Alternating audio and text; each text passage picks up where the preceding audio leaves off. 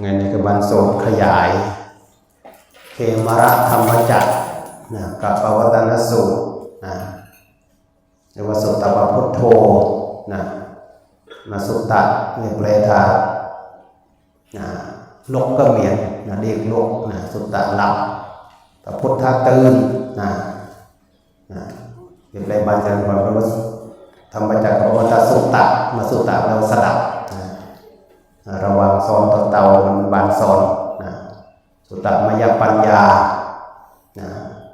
อุทปาธิ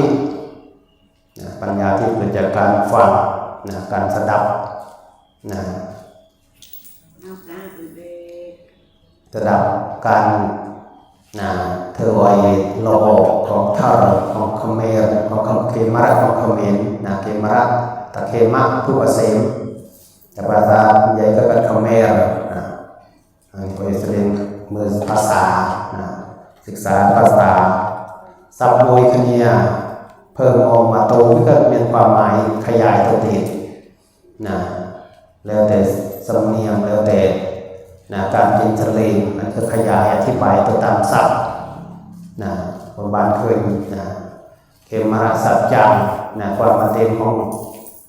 เขมรของเขมรเกิดอย่างเวลาจารียสัตเตได้เขมสัตเตได้เขมรสัจจะเตอันนี้ก็เรื่องขยายสภาวะธรรมเคยบ้านเคยแต่ละอย่างเรื่องของธรรมจักรซึ่งเกิดกนาลโยมเขมระมรดกก็เขมระธรรมจักรธรรมของเขมระเกิดอย่างอยู่เมียนตีบางอย่างอยู่เมียนทางแบบ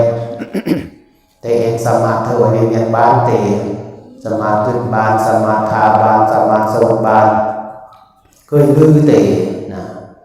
บางทีเกิดโมนอะไรก็เคยลือเพราะว่านางแบบ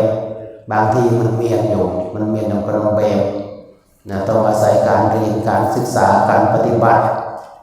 มันควรขยายความหมายของเธอแต่ละอย่างแต่ละภาษาไม่ได้แค่นี้เตของอดีตของปัจจุบันของอนาคตแต่ละยุคสมัยไม่ได้แค่นี้เตแต่ละภาษา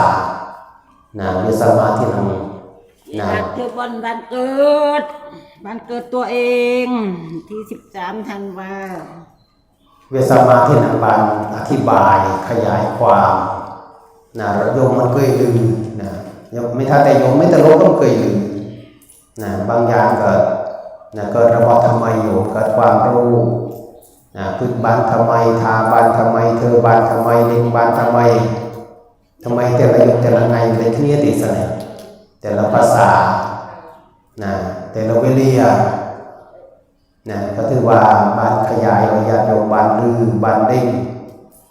สภาวะบางอย่างแบบเวียนเมียนแต่เองโจทย์มันดองมันเต้นเข้าใจบางทีวิอันเมียนเราเมื่ออาจจะมันเมียนเท่าเมียนโมบ้านตีระบอบมันเมียนระบอบเมียนเอาไว้เท่าเวียนเจ็บเจียงเดววิจารณ์เจียงเดวบ้านตีเท่าเวียนเจ็บเจ็บบาดเจียงเดวอันนี้ก็เรื่องของปัญญาเรื่องของความรู้มันเป็นแต่ชื่อจะตามเรียกมสมนองเวียกตามเธอวิก็เธอไอเวียเคยเธอวิเมียนเธอวิบานบานเจบานเล่งบานสเกิล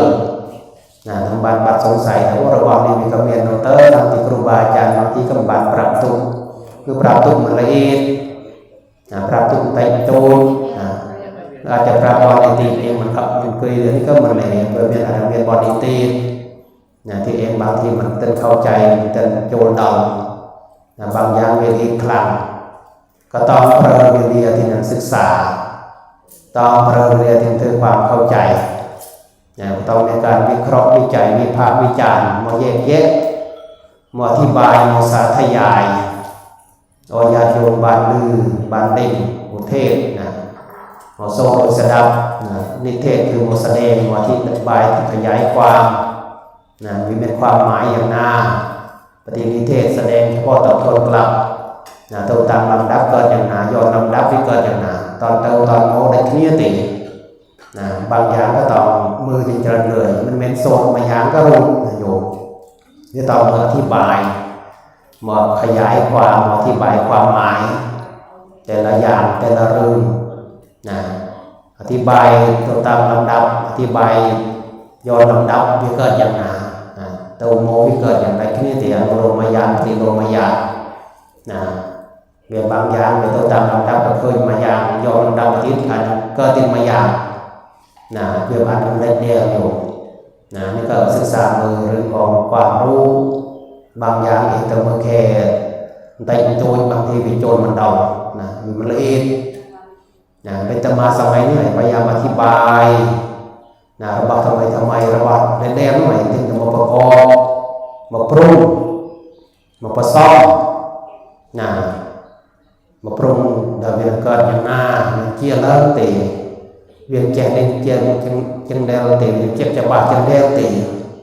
นะอันนี้ก็ต้องอาศัยงานประสบการณ์ที่บ้านโบกรีบ้านปฏิบัติเสสัชนำอยู่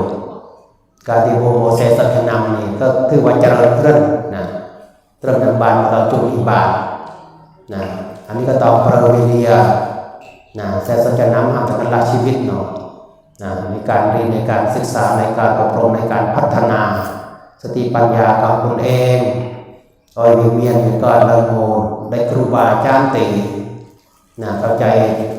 นะที่เจริญเลื่อยเจริญจรุ่งนะเดี๋ยวพันอธิบายวันนี้ในเจริญอย่างอันนี้ก็เรื่องของนะความรู้โยมหนึ่งบานลือระบอกที่เคยลือบางทีลือไปถึงเจ็บจะบาดก็ต้องเจ็บจะบาดเพียงเดียวนะใส่แต่สดับดูลูกนะอันนี้เรื่องของปัญญาญาติโยมบาน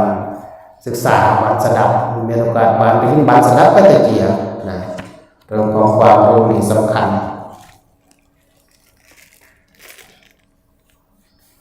สำหรับในการเรียนเยรัตคุณแม่สำรัตพนมรำอุทบลในเกิดปีรวยจะก็ยอดลงนะขันห้าเปลี่ยนเข้ามาเปิ้นกาวสับใบนะสำหรับรายจ่ายได้รับรายจ่ายก็ซอยตึงมนใบรวยการรถเสริมมาเปิ้นใบรวยค่าซ่อมทะเบียนแดงของตึกมารวยนะค่าเคมีโป200ปีรวยค่าลิควิด50ประมูลนั่นคือรายจ่ายได้รับรายจ่ายนะของกรณีสิริพันธ์โมสุดท้ายในวันกระเซาญาติโยมบันจังจัดเถิดนี้ก็มารวมในกระจัดกบะทวะเอชะพลวะปัจจัยจุลพระนิสงฆ์โอยวิญญาณบรรพบุรุษไม่เอาครูอาจารย์นะผู้จะโดนโคนเจ้าวิญญาณบรร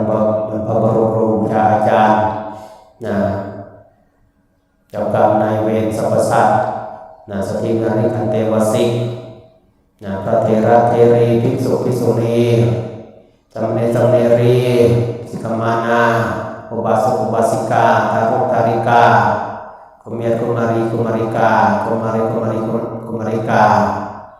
อันนี้วิญญาณเทียบของเทพบุตรไปทางไปส่งบรรณโมทนาทุกคนเถิด